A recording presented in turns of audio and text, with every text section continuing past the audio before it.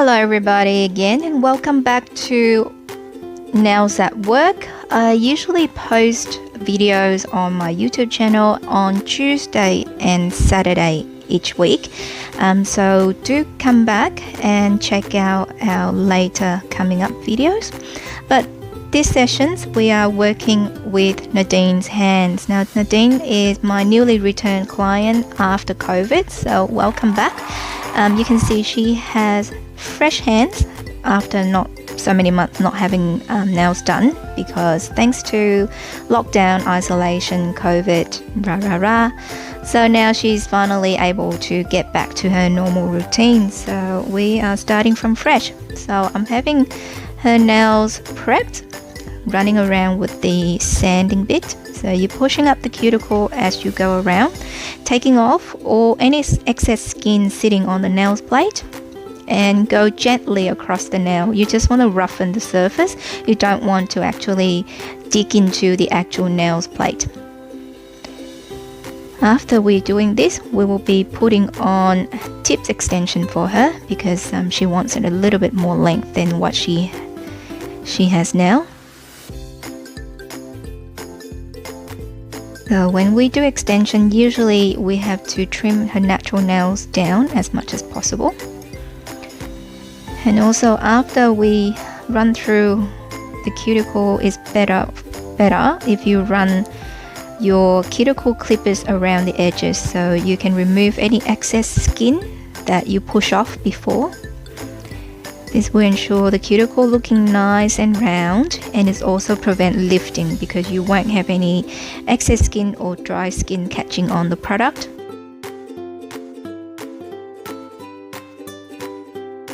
Different people use the clippers in different way or hold it in different way, but this is how I've been doing it all my life, so I'm just get used to this position.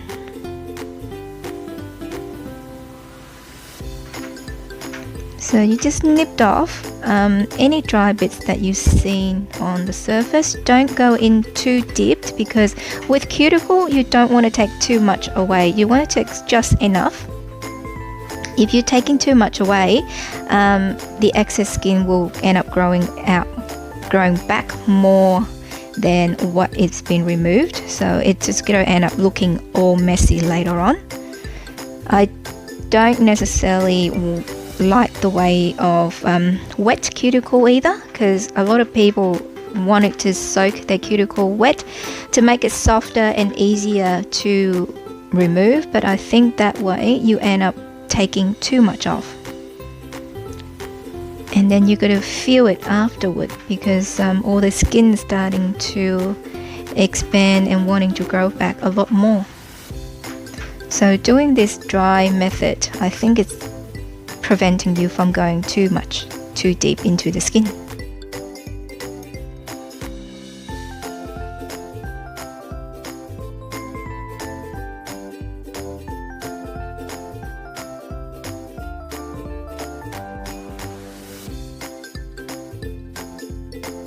My method of trimming cuticle is quite simple. You can see I have my left hand thumbs. It's holding up the skin, so I'm pushing the skin upward so that I can see the dry skin on the edges, and then just with the pointy tips of the nippers, I'm just pushing it against any dry skin and then picking it out as I moved along. Then when it comes to the side, you can make sure that any chunk of dry skin, you can remove it nicely.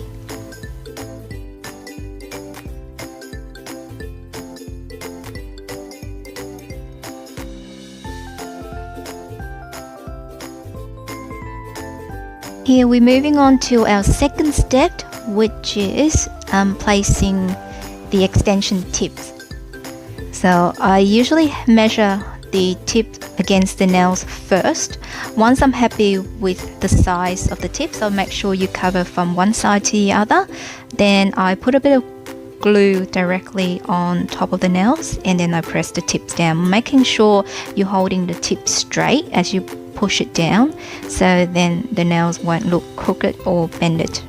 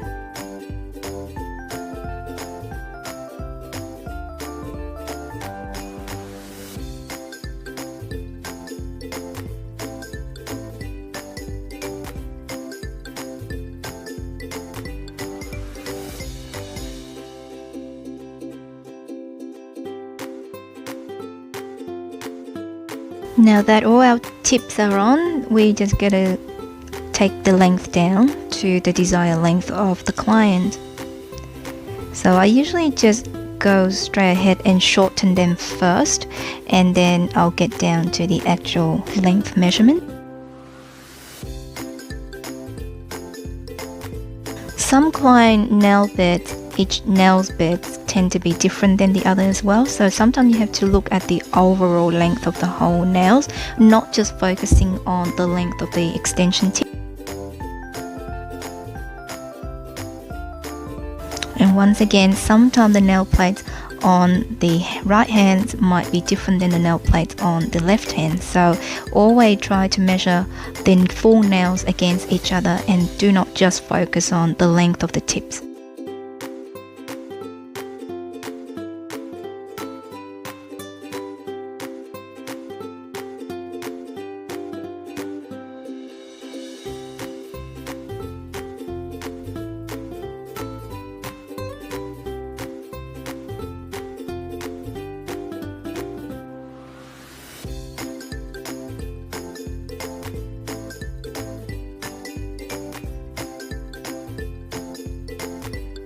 And now I'm using a nails clipper, a straight edge nails clipper, to shape the nails. So Nadine's wants a little bit of narrow square or kind of slightly coffin. So I just need to take in the size of the tips just to bring the nails in a little bit so that it looks slightly slimmer. The tip here when trimming down your shape is to use the right cutting tool to help you to achieve the shape quickly and nicely. So because we're doing a coffin shape, I used a straight edge nails clipper.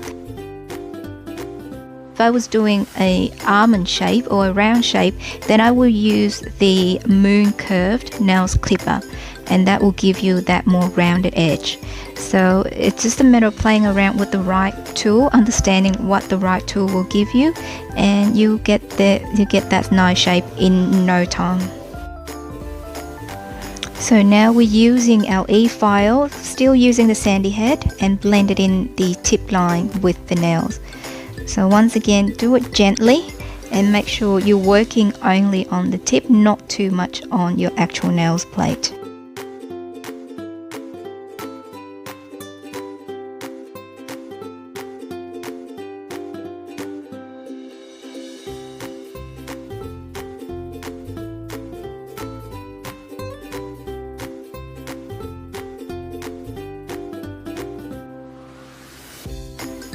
So now we're ready to apply our dip application. So the first step is always the bond. So with that, it's just to dehydrate the nails, remove any dust residue sitting on top of the nails. So you're just going to brush it through and wet all nail surface. You don't necessarily need to do it over the extension.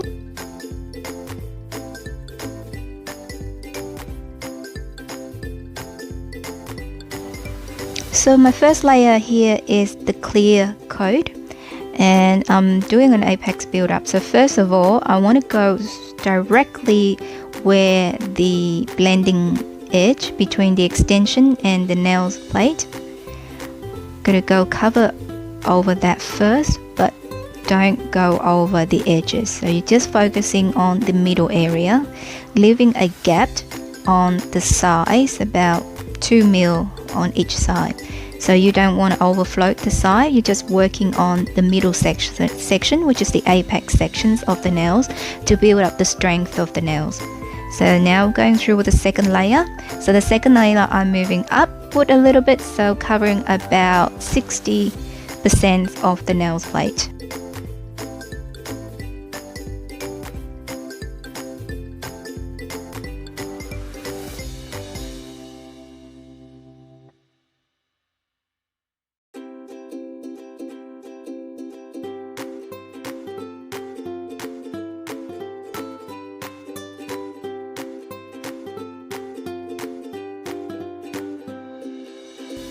And here is the third coat of the clear. So I move right up to about 90%. Nadine wants her nail quite thick, so I divided her base layer in multiple layers to give her that thickness.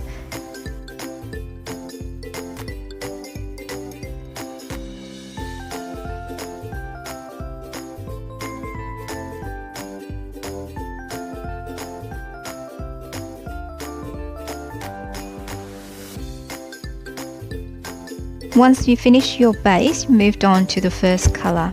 We're going to do a marble effect on a couple of the nails, but the other primary color of the nails will be purple. So I'm running through the whole 5 nails in purple in the first color coat. When doing the first full color coat, I brush through the whole nails this time, including the sides, and go right up to the cuticle as close as possible, but not overlapping the cuticle. But do the solution in very thin layer, therefore the powder can be dipped in nice and smoothly. So if you look when applying this solution, I use my left thumb again to push off all the skin away from the cuticle. Then it helps the solution to go closer to the skin edge. Brush off any excess powder before you moved on to the next color layer. So once again, the second layer covering full nails, but do it in a very thin layer. I'm only doing the thumb and the little finger because those 2 fingers will have just the one primary color, which is this purple, whereas the other 2 fingers will be marbling and 1 finger will be in a darker tone.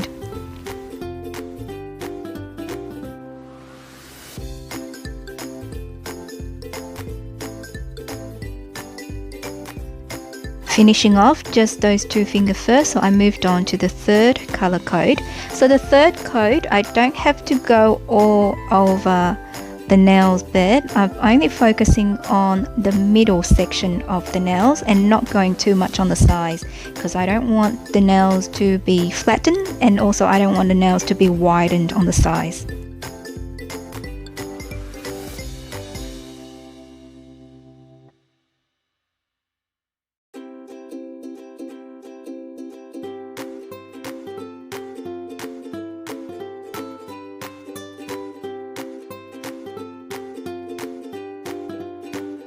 This is the second color that we're working with now. It's a darker purple tone, and she's having it on ring finger, and I think on the other hand she's having it on the index finger, but on this hand we'll put it on the ring finger for her. So on the other hand it's on the index finger. I like to mix my pattern up a little bit, so sometimes the left hand is not identically the same order as the right hand. But I think it just gives it a little bit of more interesting effect when you put the 2 hands together. So once again, with the second color, go over it from 2 to 3 coats because the fingers only have 1 color.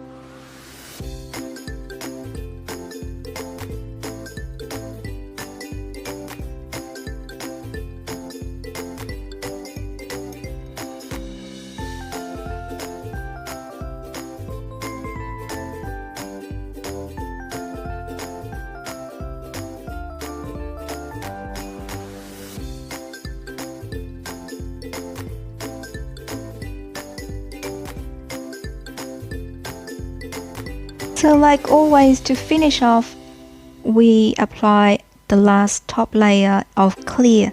So once again, only working on the single colored nails, which is the thumb, the little finger, and then the dark color purple. After we finish all of them, we're going to add activator on the nails to seal off, and then we're going to move on to our design nails, which is the marbling effect.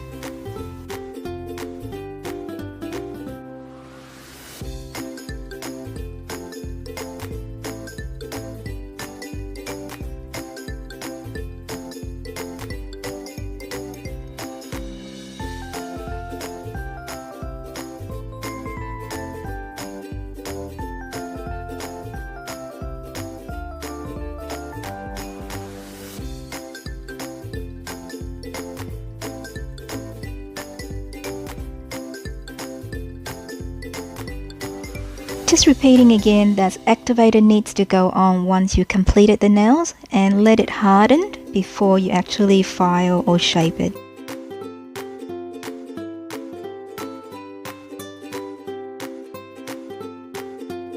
And now we're finally coming to the exciting part of doing nails design.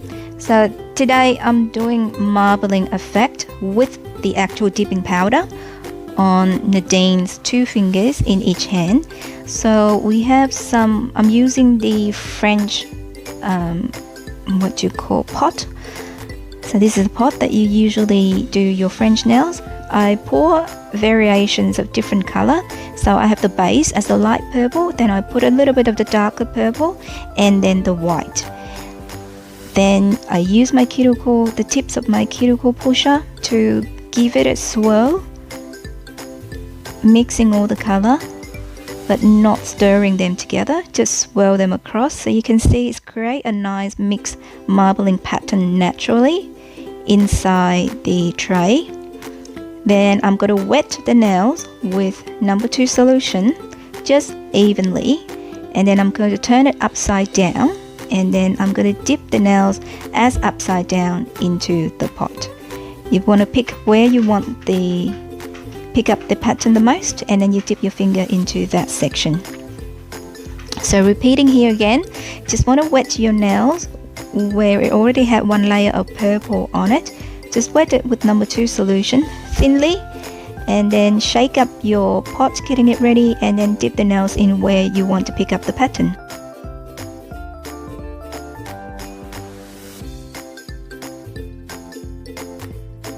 Moving on for the last 2 fingers, so you can adding a little bit more color. So just vary bits of color randomly, give it a swirl, and then also slightly shaken the pot to smooth out all the powder.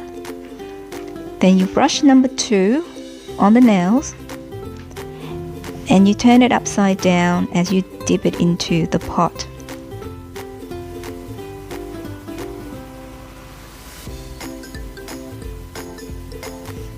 And that's our marbling effect.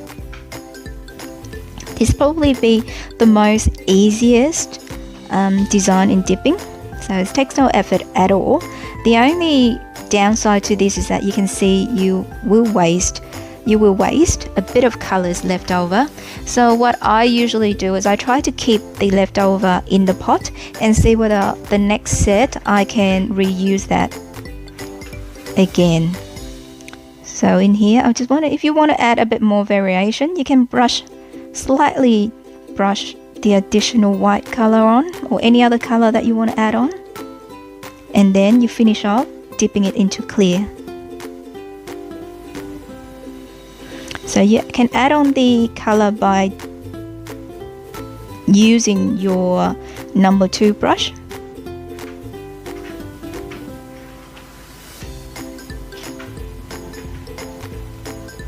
If you want a lightly vein, add it, and then put it in your clear. I'm coming back for a second coat of clear.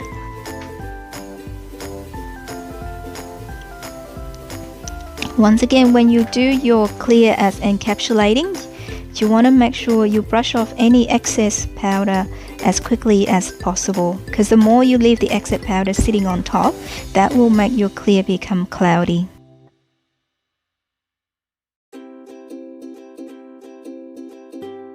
So I've added 2 layers of clear just to make sure that I protect the marbling design. and I won't be filing it off later on. So once I'm happy with all the coats, then put Activator on. So in this hand, once again I'll brush number 2 ahead. And because I want to add a little bit more white this time, so instead of using the brush, I'm using a bit of the cuticle pusher to scoop up and then sprinkle the white over, so have a little bit more color variation. So that's another tip.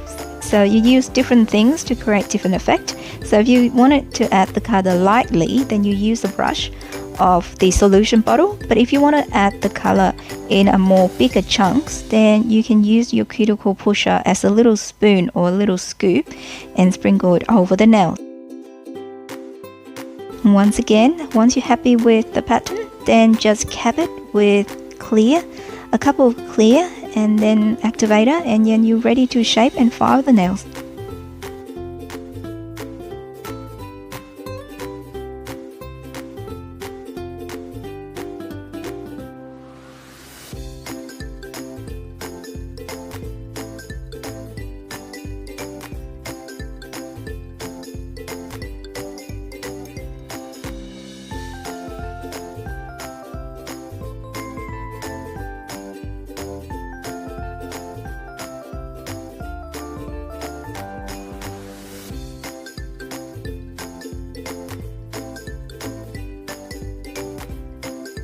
Filing and shaping is the same. First of all, you always hand file to create your shape first. So usually just pushing all the cuticle skin away from the product and then straighten up any edges that required straightening.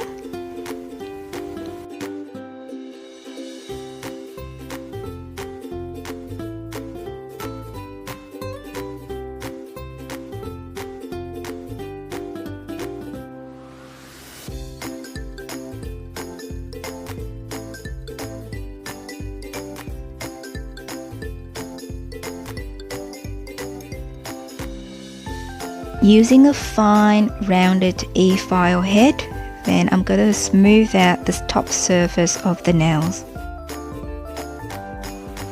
Not going through deeply in the cuticle because I'm going to run that with the cuticle tips later. I'm just mainly working on the top surfaces of the nails. And when you're doing smooth filing, you always use a fine head or fine drill bit. If you were going to remove, you will use a more coarser bit.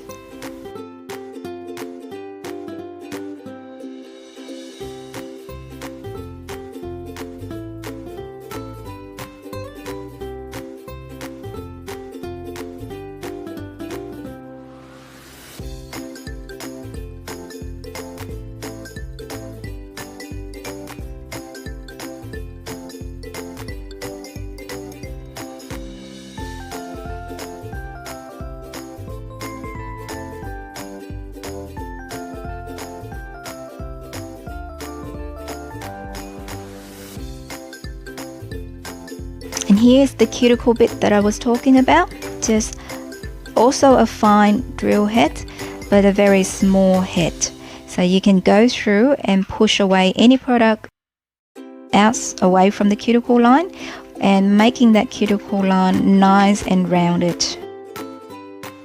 You can run it over or any dry skin on the side as well, because this is not a sharp bit, so it will not cut your skin or will not harm the skin.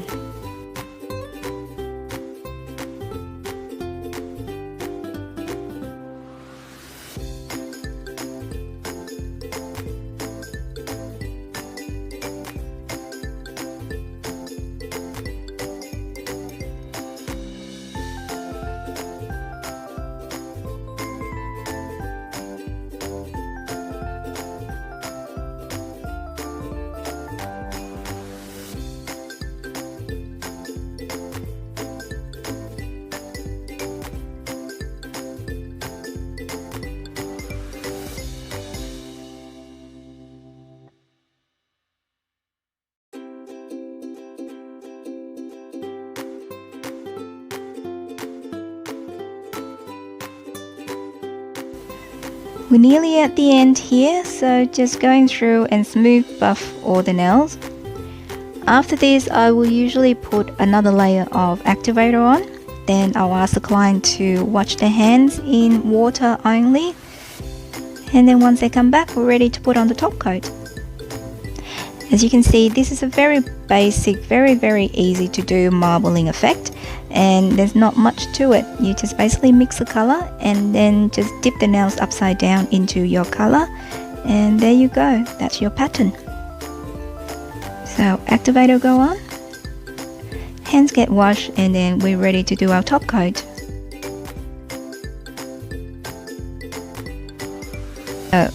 First coat of the tops always is a quick coat. Don't have to go cover all the way through the cuticle with this top coat. Just brush it through all the nail surface very thinly as well. Always have a napkin or a paper towel or tissue paper underneath so I can wipe my brush before putting it back into the bottle.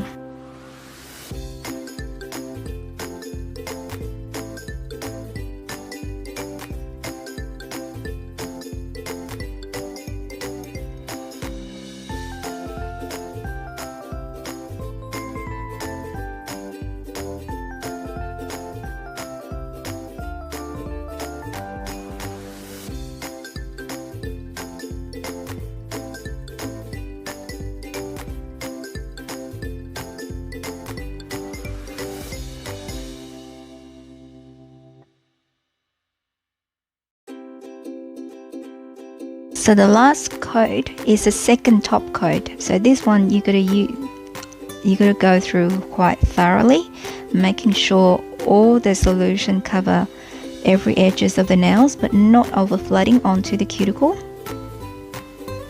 And make sure you brush everything on evenly. If you see any strip or line through the coat, add a little bit more of top just to smooth the surface out. You want to apply it smooth so then it can dry smooth. And after the application, the main thing is making sure the client keep their hand flat and don't move their hand for the next 5 to 6 minutes. So the dip top have the time to be completely dry and it will retain that shine. If dip top get interfere while drying, that's when it will start losing the shiny coat. So very important after you apply your top coat to have the hand stay smooth or stay still and flat and not moved for between 5 to 7 minutes depending on the weather. I find that during the hot weather it dries a little bit quicker, but during the cold weather it takes a lot more longer for it to completely dried out. This is the finished product. So thank you very much for watching. I hope you enjoyed the video. As usual, just please subscribe, comment and share, like my video. Let me know what you would like to see on upcoming videos. In the meantime, take care, enjoy, and I'll see you next time. Thank you. Bye.